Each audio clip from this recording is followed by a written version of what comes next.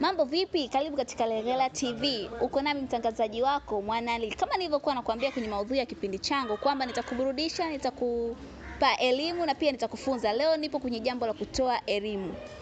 Nimetembea katika chuo cha DSJ, nimekutana na viongozi mbalimbali, ila kuna kiongozi nimemuomba interview kwamba yeye kama kiongozi wa chuoni akipewa nafasi ya kugombea uongozi wa nchi atachagua nafasi gani? Mambo vipi? Poa. Kwa jina unaitwa nani? Naitwa Malta Hassan, ni naibu waziri mambo ya ndani, chuo cha uandishi wa habari DSJ. Shukrani sana Malta. Hapo upo live katika Legela TV na swali langu ni kwamba wewe kama ni mbunge wa darasa lako na pia ni naibu waziri, ukipewa nafasi ya kuchagua uongozi ukagombee huko nje kwenye serikali, ungependelea nafasi gani?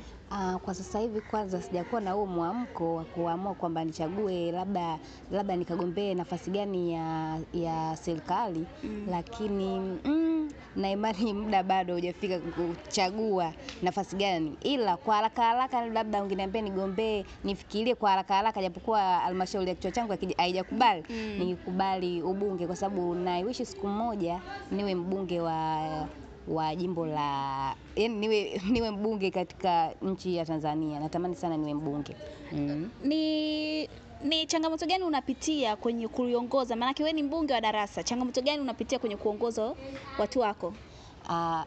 Pia hujamalizia, mimi pia mbunge lakini ni waziri wa mambo ya ndani.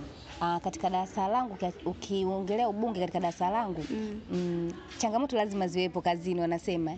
Lakini katika changamoto, lakini tunajaribu kuzichambua ili mradi zituumize wote, kwa sababu ni manufaa ya darasa zima. Ukizungumzia changamoto ya kwanza, wanafunzi wasikilizi, kwa sababu mimi na wanafunzi wenzangu ni tupo lika moja. Kwa hiyo kumsikiliza mtu ambaye anamuona kwamba yupo anafanana naye umri mpaka kimo inakuwa changamoto kidogo. Ukizungumzia kuhusu chuo kizima, labda kwa waziri nao hivyo watu ukiambia labda kitu fulani wanakuwa hawakusikiliza, na wengine wanawezekana wamenivuka umri kwa kuniona mimi labda mtoto, kwa hiyo wanachukua fursa hiyo kuona kwamba yani kunidharau hivyo. Ungependa kuwashauri nini wale wanafunzi ambao wanataka kuwa kiongozi kama wewe, yani kupata ubunge? Unajua kumuona dada Malta huko smart hivyo na ubunge, watu wengine wanawiwa kupata nafasi kama hiyo ulikuwa nayo.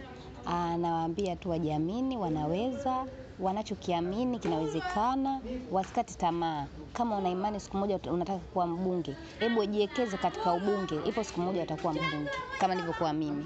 Shukrani sana dada Malta, asante kwa muda wako. Usisahau kushare, kusubscribe na kulike channel ya Legela TV.